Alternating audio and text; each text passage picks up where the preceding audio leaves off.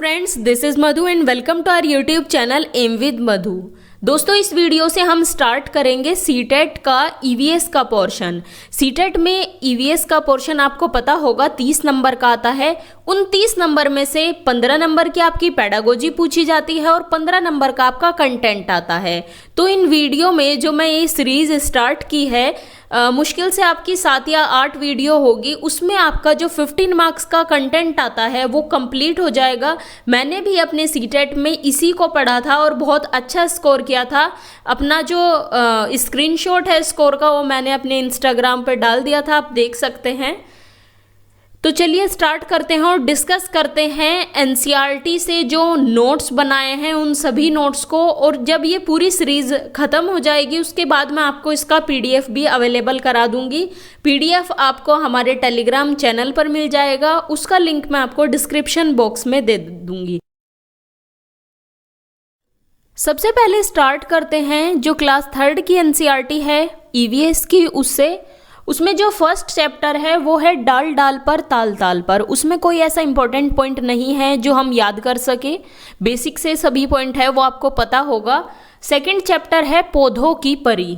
पौधों की परी जो चैप्टर है इसमें एक पॉइंट है विष्णु चिंचालकर के बारे में। कौन है विष्णु चिंचालकर? विष्णु चिंचालकर जो है ये एक मशहूर चित्रकार है। ये मशहूर चित्रकार हैं, इंदौर मध्य प्रदेश के हैं ये। और ये क्या करते हैं? ये सूखी पत्तियों का प्रयोग करके चित्र बनाते हैं। विष्णु चिंचालकर जो है वो एक चित्रकार है और सूखी जो पत्तियां होती है पेड़ की उसे यूज़ करके, वो सूखी पत्तियों का यूज़ करके चित्र बनाते हैं। ये जो पॉइंट्स है आपको, ये सभी पॉइंट या तो आप नोट डाउन कर लीजिए या फिर मैं आपको इसका पीडीएफ दे दूंगी। अगर आप 2-3 बार इनको पढ़ोगे तो ये याद हो जाएंगे और क्वेश्चन इन्हीं पॉइंट्स में से पूछा जाता है। बीच बीच में मैं पॉइंट्स डिस्कस करने के बाद भी क्वेश्चन भी कराऊंगी। नेक्स्ट चैप्टर जो 3rd चैप्टर है आपका वो है पानी रे पानी। उसमें भी कोई ऐसा खास इंपॉर्टेंट पॉइंट नहीं है। अब 4th चैप्टर देखेंगे। 4th चैप्टर है हमारा पहला स्कूल। हमारा पहला स्कूल, हमारा पहला स्कूल कौन सा है? ये हम पेडागोजी में भी पढ़ते हैं। हमारा पहला स्कूल होता है हमारा परिवार, क्योंकि परिवार से ही हमारी सीखने की शुरुआत होती है और परिवार से हम सबसे ज़्यादा करीब से जुड़े होते हैं। तो परिवार हमारा पहला स्कूल होता है। 5th चैप्टर है आपका छोटू का घर। वो कोई इतना इम्पोर्टेंट नहीं है, उसमें ऐसा कोई पॉइंट नहीं याद करने लायक। नेक्स्ट चैप्टर है खाना अपना अपना। इसमें देखते हैं, इसमें सबसे पहले एक पॉइंट है कि हांगकांग में सांप खाए जाते हैं और सांप से बनी हुई एक फेमस डिश है जो हांगकांग में खाई जाती है, वो है लिंगहू फैन। लिंगहू फैन क्या है? सांप से बनी हुई एक डिश है और हांगकांग में सांप खाए जाते हैं। नेक्स्ट पॉइंट है जम्मू कश्मीर में सरसों अधिक होती है। कश्मीर में लोग सरसों के तेल में पकी हुई तालाब की मछलियां खाते हैं। तो ये क्वेश्चन आपसे पूछा जा सकता है कि सरसों अधिक कहाँ होती है, या फिर इस तरह से क्वेश्चन बन सकता है कि सरसों के तेल में पकी हुई तालाब की मछली कहाँ के लोग खाते हैं? तो ये जम्मू कश्मीर के। नेक्स्ट पॉइंट देखते हैं। नेक्स्ट पॉइंट है गोवा में नारियल के तेल में पकी हुई मछली खाई जाती है। कहाँ नारियल के तेल में पकी हुई मछली खाई जाती है? गोवा में। नेक्स्ट पॉइंट है केरल में लोग उबले हुए टैपियोका को नारियल से बनी हुई किसी भी करी के साथ खाते हैं। यहाँ से आपका क्वेश्चन ऐसे बन सकता है कि जो टैपियोका होता है वो कहाँ उगाया जाता है? तो ये केरल भी आप याद रखेंगे। केरल में नारियल के पेड़ अधिक होते हैं और वहाँ टैपियोका भी उगाया जाता है। ठीक है, ये पॉइंट्स आप याद करते चलिए। 2-3 बार आप रीड करेंगे इसको, ये आपको याद हो जाएंगे। नेक्स्ट एक पॉइंट है कि अहमदाबाद में लोग ढोकला, चटनी, नींबू वाले चावल और मिठाई खाना पसंद करते हैं। ये सभी जो पॉइंट्स है वो एनसीईआरटी की बुक से उठाए हुए हैं, ये मैंने कहीं से अपनी तरफ से इंक्लूड नहीं किए और इन्हीं से क्वेश्चन पूछा जाता है।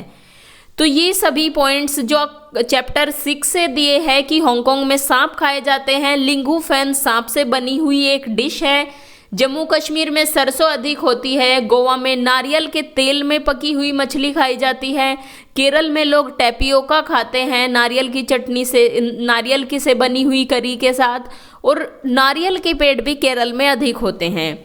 अहमदाबाद में क्या खाया जाता है? ढोकला, चटनी और नींबू वाले चावल। जो भी पॉइंट हम पढ़ते हैं साथ साथ में उससे रिलेटेड जो क्वेश्चन आपके सीटेट में पूछे गए हैं वो भी हम डिस्कस करते हुए चलेंगे, क्योंकि टॉपिक पढ़ने के बाद आपको ये पता होना चाहिए कि क्वेश्चन पूछा कैसे गया था एग्ज़ाम में। तो ये जो क्वेश्चन है आपके सामने, ये सीटेट फरवरी 2014 में पूछा गया था।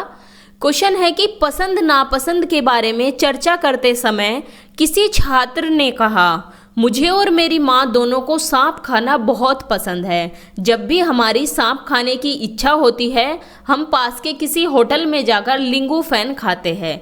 यह छात्र कहाँ का हो सकता है? तो ये आप भी साथ साथ में ये क्वेश्चन को पढ़कर पहले खुद से आंसर लगाइए, उसके बाद मैच कीजिए। मैं आपको इसके लिए 10 सेकंड का टाइम देती हूँ। आप पहले खुद सोचिए कि इसका आंसर क्या हो सकता है।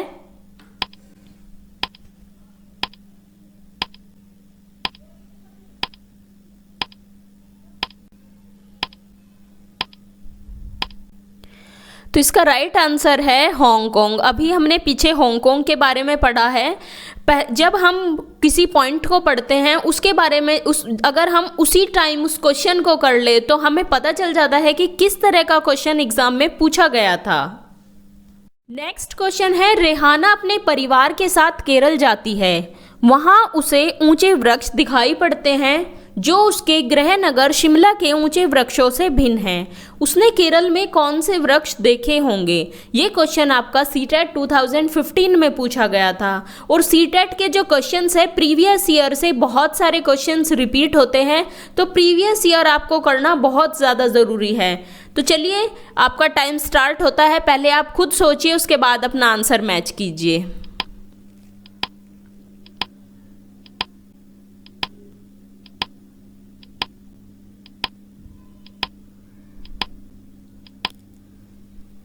तो कौन से वृक्ष रेहाना ने देखे थे? वो थे नारियल के वृक्ष। नेक्स्ट क्वेश्चन जो आपका सीटेट 2014 में पूछा गया था, हमारे देश के नीचे दिए गए किस भाग में खाने की चीज़ें जैसे टेपियोका और नारियल को लोग अपने घर के आंगन में ही उगाते हैं और उन्हें इनसे बने खाने का स्वाद बहुत अच्छा लगता है? आपके ऑप्शंस हैं आंध्र प्रदेश, असम, गोवा या फिर केरल। तो पहले आप खुद सोचिए, इसको आपका टाइम स्टार्ट होता है।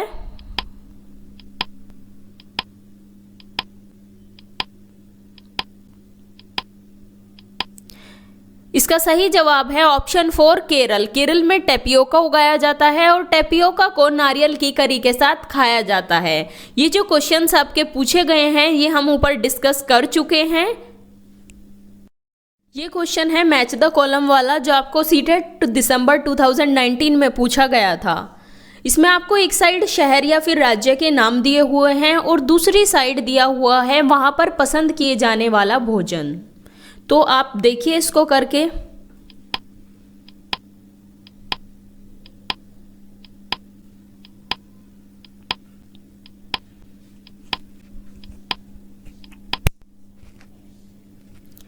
इसका राइट ऑप्शन है ऑप्शन 4 कि हांगकांग में हमने ऊपर पढ़ा था, हांगकांग में पका हुआ सांप खाया जाता है। Second B Kerala. केरल किससे मैच होगा? फर्स्ट से, किसी भी करी के साथ उबला हुआ टेपियोका। केरल में नारियल के पेड़ अधिक होते हैं और टेपियोका वहाँ उगाया जाता है। सी में है कश्मीर। कश्मीर में क्या पढ़ा था हमने कि सरसों के तेल में बनी हुई तालाब की मछली खाई जाती है। तो सी किससे मैच होगा? सेकंड से। और ऑप्शन डी गोवा।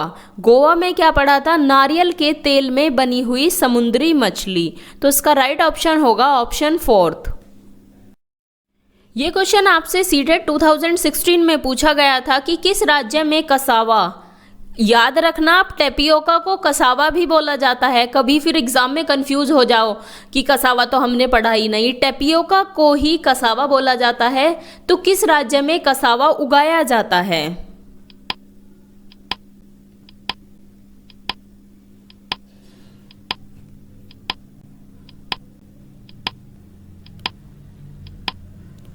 इसका राइट ऑप्शन है केरल। केरल में टेपियोका उगाया जाता है।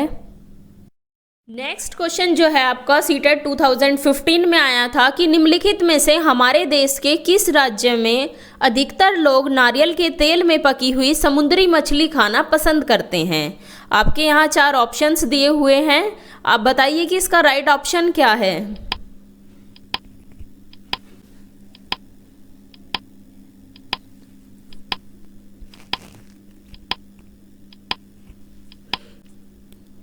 इसका राइट ऑप्शन है गोवा। गोवा में समुद्री मछली खाना, नारियल के तेल में जो पकी हुई समुद्री मछली होती है उसे खाना पसंद किया जाता है। नेक्स्ट पॉइंट है बिन बोले बात। इसमें क्या है कि मूक नाटक। मूक नाटक एक ऐसा खेल है जिसमें बिना बोले सभी को अपनी बात दूसरों तक पहुंचानी होती है। जो लोग बोल सुन नहीं सकते, ऐसे लोग दूसरों को अपनी बातें इशारों से समझाते हैं और दूसरों की बातें वे उनके होंठ को देखकर समझने की कोशिश करते हैं। इसीलिए शिक्षक को चाहिए कि कक्षा में शिक्षक ऐसे बच्चे जो सुन नहीं सकते उन्हें ऐसी जगह बैठाए जहां से वो शिक्षक के फेस को अच्छी तरह देख पाए, ताकि जो बच्चा सुन नहीं सकता वो शिक्षक के हाव भाव, उसके होंठ को देखकर चीज़ों को समझ पाए। तो मूक नाटक में क्या है, ऐसा खेल खेला जाता है जो दूसरों तक बिना बोले बातों को अपनी पहुंचानी होती है। और जो लोग बोल सुन नहीं सकते उन्हें क्या कहा जाता है, उन्हें बोला जाता है विशेष आवश्यकता वाले लोग। क्या बोला जाता है, उन्हें विशेष आवश्यकता वाले लोग बोला जाता है। और टीचर्स को ये चीज़ क्लास में ध्यान रखनी चाहिए कि कोई भी ऐसा कमेंट ना करे कि कोई बच्चा बहरा कह के किसी को बुलाए, या दूसरे बच्चों पर भी ये ध्यान रखना चाहिए टीचर को कि बच्चों को ऐसा फील ना कराए कि वो दूसरे से अलग है।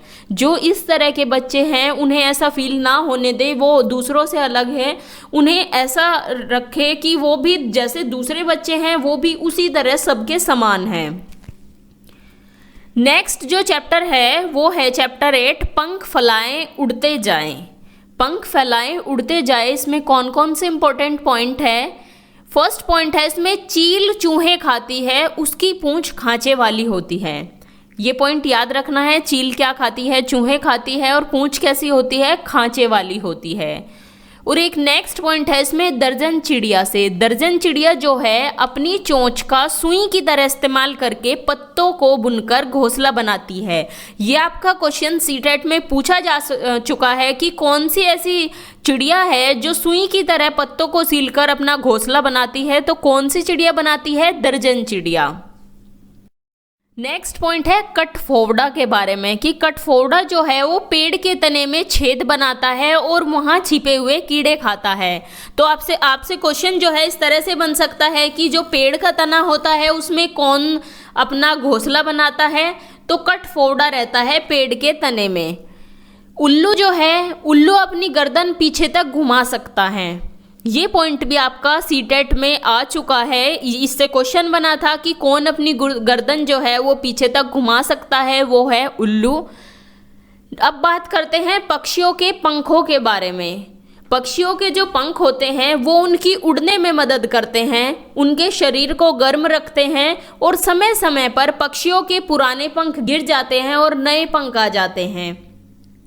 पक्षियों के जो पंख हैं उड़ने में मदद करते हैं और उनके शरीर को भी गर्माहट प्रदान करते हैं।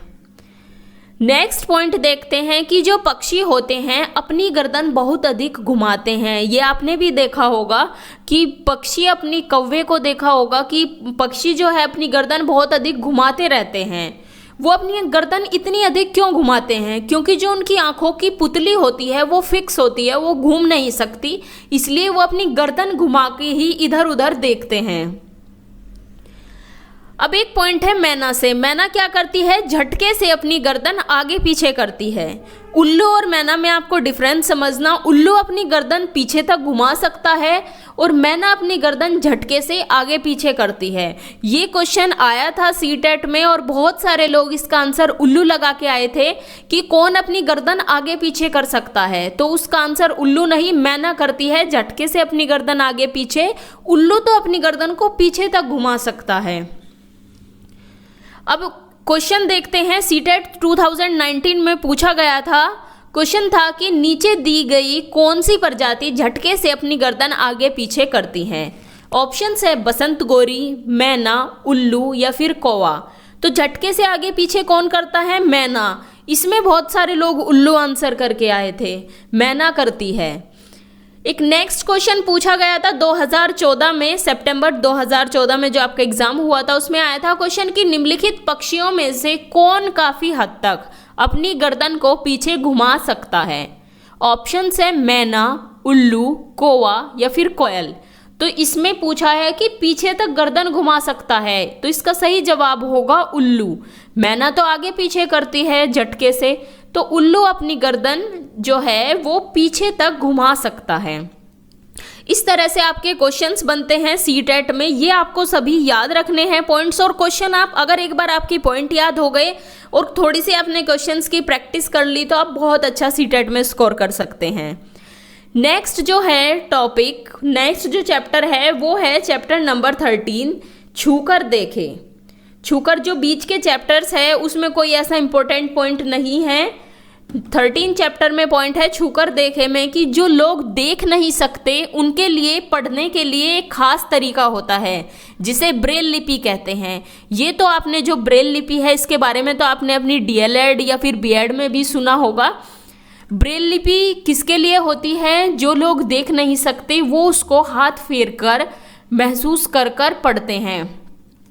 ब्रेल लिपि जो है वो सबसे पहले फ्रांस में लुई ब्रेल ने विकसित की थी और इस लिपि में मोटे कागज पर उभरे हुए बिंदु बने होते हैं। ब्रेल लिपि किसने विकसित की थी? लुई ब्रेल ने, फ्रांस में, और मोटे कागज पर उभरे हुए बिंदु इसमें बने होते हैं। नेक्स्ट पॉइंट है यह लिपि 6 बिंदु पर आधारित होती है। ब्रेल लिपि जो है वो कितने बिंदु पर आधारित होती है? 6 बिंदु पर। आजकल इसमें नए नए परिवर्तन हुए हैं जिससे इसे पढ़ना लिखना और भी आसान हो गया। अब यह कंप्यूटर द्वारा भी लिखी जा सकती है। ब्रेल लिपि जो है अब कंप्यूटर के द्वारा भी लिखी जा सकती है और सबसे पहले लुई ब्रेल ने फ्रांस में इसको विकसित किया था। अब एक क्वेश्चन आया था सीटेट फरवरी 2014 में कि ब्रेल लिपि के बारे में नीचे दिए गए कथनों का अध्ययन कीजिए। यहाँ 4 पॉइंट दिए हुए हैं, इसमें से आपको बताना है कि कौन कौन से पॉइंट सही है ब्रेल लिपि के बारे में। फर्स्ट पॉइंट है कि ब्रेल को मोटे कागज पर उभरे हुए बिंदु बनाकर लिखा जाता है। सेकंड पॉइंट है यह लिपि 8 बिंदुओं पर आधारित होती है। थर्ड पॉइंट है बिंदुओं की पंक्तियां किसी नुकीले औजार से बनाई जाती है। और फोर्थ पॉइंट है इसे उभरे बिंदु पर हाथ फेर कर पढ़ा जाता है। तो यहाँ आपको बहुत ध्यान से ये क्वेश्चन करना है क्योंकि इसमें एक आपको जो 1 2 3 वाले क्वेश्चन होते हैं ये कंफ्यूज कर देते हैं। इसका राइट ऑप्शन होगा ऑप्शन ए। इसमें सेकंड पॉइंट गलत है क्योंकि यहाँ दिया है कि यह जो लिपि है वो 8 बिंदुओं पर आधारित है, लेकिन हमने अभी पढ़ा है कि ब्रेल लिपि 6 बिंदुओं पर आधारित होती हैं। इस तरह से आपको कंफ्यूज कर सकते हैं ये क्वेश्चन, इसलिए बहुत ध्यान से क्वेश्चन को देखकर और ऑप्शन को देखकर तभी आप अपना आंसर सेलेक्ट करें। एक और क्वेश्चन पूछा गया था सितंबर 2014 में कि ब्रेल लिपि में मोटे कागज पर उभरे हुए बिंदु बने होते हैं, यह लिपि आधारित होती है। ऑप्शन है आपके 4 बिंदुओं पर, 6 बिंदुओं पर, 8 बिंदुओं पर या 10 बिंदुओं पर। तो कितने बिंदुओं पर ब्रेल लिपि आधारित होती है? ये होती है 6 बिंदुओं पर आधारित। इसी तरह से आपके क्वेश्चंस बनते हैं। नेक्स्ट जो चैप्टर है चैप्टर नंबर 15 वो है आओ बनाए बर्तन। इसमें देखते हैं क्या क्या इंपॉर्टेंट पॉइंट्स है। बहुत साल पहले एक समय था कि जब लोगों के पास बर्तन नहीं थे, पर लोगों को खाने पीने की जो चीज़ें होती थी उन्हें पकाने और सामान रखने के लिए बर्तनों की ज़रूरत पड़ने लगी। बहुत कोशिश करने के बाद और दिमाग लगाने के बाद लोग बर्तन बनाना सीख गए। शुरू में बर्तन जो बनाए गए वो पत्थर और मिट्टी के थे। पत्थर के बर्तन हाथों से खोदकर या कुरेदकर और मिट्टी के बर्तन गूंथकर हाथों से बनाए गए थे। तो आप ये सोच सकते हैं कि जिन बर्तनों का अब हम प्रयोग करते हैं पहले ये बर्तन नहीं थे, तो उस टाइम में कैसे हम चीज़ों को स्टोर करके रखते थे। जब बर्तन नहीं होते थे उसके बाद पत्थर और मिट्टी के बर्तन बनाए गए। लोगों ने यह भी खोज कर लिया कि मिट्टी के बर्तन को मजबूत बनाने के लिए उन्हें आग में पकाना चाहिए। पहले आग की खोज हुई होगी, उसी के बाद फिर लोगों ने सोचा कि जो मिट्टी के बर्तन होते थे, वो जो कच्ची मिट्टी के बर्तन होते हैं वो तो ऐसे टूट जाएंगे, अगर हम उन्हें आग में पका दें तो वो और मजबूत हो जाएंगे। तो ये इसी प्रकार धीरे धीरे खोज होती गई और आज देखिए आप कितने सुंदर बर्तन, कितनी अच्छी कलाकारी से बर्तन बनाए जाते हैं। नेक्स्ट जो पार्ट है वो है चैप्टर नंबर 18। इसमें ऐसे भी होते हैं घर, इसमें अलग अलग जगह पर जो घर होते हैं उनके बारे में बताया गया है। सबसे पहले असम में कैसे घर होते हैं। सबसे पहले एक पॉइंट है कि मोलन गांव जो है वो असम में है। ये भी आपसे पूछा जा सकता है क्योंकि एनसीईआरटी में दिया हुआ है, इसलिए मैंने इसको इंक्लूड कर दिया। असम में बारिश बहुत ज़्यादा होती है, इसलिए जो घर है वो 10 से 12 फुट ऊंचे बने होते हैं और बांस के खंभों पर इन्हें बनाया जाता है। असम में बारिश अधिक होती है, बांस के खंभों को खड़े करके उन पे घर बनाए जाते हैं और 10 से 12 फीट ऊंचे घर बनाए जाते हैं, क्योंकि अगर नीचे घर बनाए जाएंगे तो घरों में पानी घुस जाएगा। तो असम में घर कैसे होते हैं, ये क्वेश्चन आपसे पूछे जा चुके हैं। घरों से बहुत क्वेश्चन आते हैं सीटेट में। 10 से 12 फीट ऊंचे बांस के खंभों पर बनाए जाते हैं असम में घर। अब बात करते हैं मनाली की। मनाली जो है वो एक पहाड़ी इलाका है और बारिश बहुत होती है मनाली में, बर्फ़ भी पड़ती है। तो जो मकान होते हैं वो पत्थर या फिर लकड़ी के बने होते हैं। राजस्थान का आपको पता है रेगिस्तानी इलाका है, यहाँ बारिश कम होती है, लोग मिट्टी के घरों में रहते हैं। घरों की दीवार बहुत मोटी होती है, इन दीवारों को मिट्टी से लेपकर पोतकर सुंदर बनाया जाता है। छतें कंटीली झाड़ियों से बनी होती है। राजस्थान में मिट्टी के घर इस वजह से बनाए जाते हैं ताकि जो गर्मी है वो तपकर गर्म ना हो, इसीलिए जो दीवारें हैं वो भी मोटी होती हैं इसकी। एक पॉइंट है फिर डल झील से। डल झील कहाँ है, ये कश्मीर में है और यहाँ लोग हाउस बोट में रहते हैं। कहाँ रहते हैं, डल झील में लोग हाउस बोट में रहते हैं, कश्मीर में है। शिकारा क्या है, शिकारा एक खुली नाव है जो चप्पू से चलाई जाती है। ये भी आपका क्वेश्चन पूछा जा सकता है शिकारा के बारे में कि शिकारा क्या है। शिकारा एक खुली हुई नाव है, इसे चप्पू से चलाया जाता है। इस तरह से आपको जो ये घर के पॉइंट्स है ये सभी बहुत इंपॉर्टेंट है, याद रखने हैं आपको, ज़रूर क्वेश्चन इनमें से देखने को मिलेगा। असम में जो घर होते हैं वो बांस के बनाए जाते हैं, 10 से 12 फीट ऊंचे बांस के जो खंबे होते हैं उन पर घर को बनाया जाता है। मनाली में घर पत्थर या लकड़ी के बनाए होते हैं क्योंकि पहाड़ी इलाका है। राजस्थान में बहुत गर्मी पड़ती है, रेगिस्तानी इलाका है, घरों की दीवार मोटी मिट्टी से लेपकर बनाई जाती है। डल झील में लोग हाउस बोट में रहते हैं और शिकारा एक खुली हुई नाव है जो चप्पू से चलाई जाती है। नेक्स्ट पॉइंट है कश्मीर में चाय को कहवा भी कहा जाता है। इसे इलायची और बादाम डालकर बनाया जाता है। कश्मीर में कहवा बनाया जाता है और ये जब सर्दी जुकाम हो जाता है, सर्दियों में लोग कश्मीर के लोग कहवा बहुत अधिक पीते हैं। सर्दी जुकाम में भी ये आपको बहुत फ़ायदेमंद होता है। इलायची और बादाम डालकर इसको बनाया जाता है। चार चिनारी झील कश्मीर में नीले पहाड़ों से घिरी हुई है। यहाँ से ऐसे क्वेश्चन बन सकता है कि चार चिनारी जो झील है वो कहाँ है, तो ये है कश्मीर में। अब देखते हैं कि कैसे क्वेश्चन आपके घरों से जो क्वेश्चन बना था वो देखते हैं। ये जो क्वेश्चन है ये आपका सितंबर 2014 में भी पूछा गया था और ये आपका फरवरी 2016 में भी पूछा गया था। क्वेश्चन है कि नीचे दिया गया पैराग्राफ पढ़िए जिसे गांव के एक छात्र ने अपने घर के विषय में लिखा है। मैं गांव से आया हूँ, हमारे गांव में अत्यधिक वर्षा होती है, इसलिए हमारे घर धरती से लगभग 10 से 12 फुट ऊंचे बने होते हैं। इन्हें मजबूत बांस के खंभों पर बनाया जाता है। यह घर अंदर से भी लकड़ी के बने होते हैं। तो यह गांव होना चाहिए। तो अभी हमने पढ़ा है, क्या ये आंध्र प्रदेश में है? नहीं, ये है असम में। असम में बारिश होती है, घर ऊंचे लकड़ी के खंभों पर बनाए जाते हैं, बांस के खंभों पर। तो ये है, इसका राइट ऑप्शन है असम।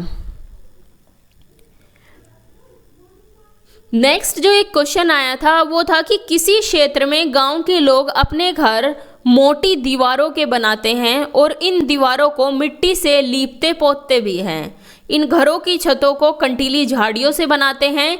इस क्षेत्र में वर्षा बहुत कम होती है तथा गर्मी खूब पड़ती है। यह क्षेत्र किस राज्य में होना चाहिए? तो अभी हमने इसके बारे में पढ़ा है कि राजस्थान जो है, राजस्थान में घर मिट्टी से बनाए जाते हैं ताकि गर्मी अंदर तक ना पहुँचे, इतनी छत गर्म ना हो, और दीवारें इसी वजह से मोटी रखी जाती है। तो इसका राइट ऑप्शन है ऑप्शन सेकंड, राजस्थान। अब नेक्स्ट जो पार्ट है वो है चैप्टर नंबर 20, बूंद बूंद से। जो ये हमने बीच में चैप्टर स्किप किए हैं, इसमें कोई इंपॉर्टेंट पॉइंट नहीं है। अगर आप पढ़ना चाहे पढ़ सकते हैं, लेकिन मैंने एक भी पॉइंट जो इम्पोर्टेंट हो वो इसमें नहीं छोड़ा। सभी पॉइंट्स मैंने इंक्लूड किए हैं। आपको ये जो वीडियोस है, इस पूरी कंप्लीट सीरीज़ को देखने के बाद आपको एनसीईआरटी पढ़ने की ज़रूरत नहीं पड़ेगी। सबसे पहले पॉइंट है टांका। टांका क्या है कि राजस्थान के बज्जू गांव में, बज्जू गांव कहाँ है? राजस्थान में। कुछ लोग बारिश का पानी इकट्ठा करने के लिए आंगन में गड्ढा बनाते हैं और उसे ढक्कन से बंद रखते हैं। इसी को बोला जाता है टांका। टांके के लिए घर की छत को कुछ ढालवा बना देते हैं, जिसे छत पर गिरा बारिश का पानी नाली के द्वारा नीचे टांके में इकट्ठा हो जाए। राजस्थान में लोग क्या करते हैं, अपने घर के आंगन में ही एक गड्ढा खोदते हैं और उसे ढक्कन से ढककर रखते हैं ताकि धूल मिट्टी उसमें ना जाए, और छतों को अपनी ढालवा बनाते हैं। जो बारिश का पानी होता है वो जब छत पर गिरता है, नाली बना के रखते हैं वो पानी टांके तक नालियों के द्वारा पहुंच जाता है। इस तरह से वे पानी को, जो बारिश का पानी होता है, उसे स्टोर करके रखते हैं। आपको पता है कि राजस्थान में पानी की कितनी ज़्यादा किल्लत है। तो टांका राजस्थान में बनाए जाते हैं टांके, और बज्जू गांव भी राजस्थान में ही हैं। तो यहाँ आपके जो ये पॉइंट है, ये पॉइंट आपके कंप्लीट होते हैं, और जो बाकी के पॉइंट है वो हम नेक्स्ट वीडियो में डिस्कस करेंगे, क्योंकि वीडियो बहुत लंबी हो जाएगी अगर एक वीडियो में मैं सब कुछ वो करूँगी, और आप भी बोर हो जाओगे। Thanks for watching. अगर आपको वीडियो अच्छी लगी हो तो इसे लाइक करें, अपने व्हाट्सएप स्टडी ग्रुप में शेयर करें और चैनल को सब्सक्राइब करें, और साथ ही बेल आइकन को भी प्रेस कर दें, जिससे आपको लेटेस्ट वीडियो के नोटिफिकेशंस मिलते रहें।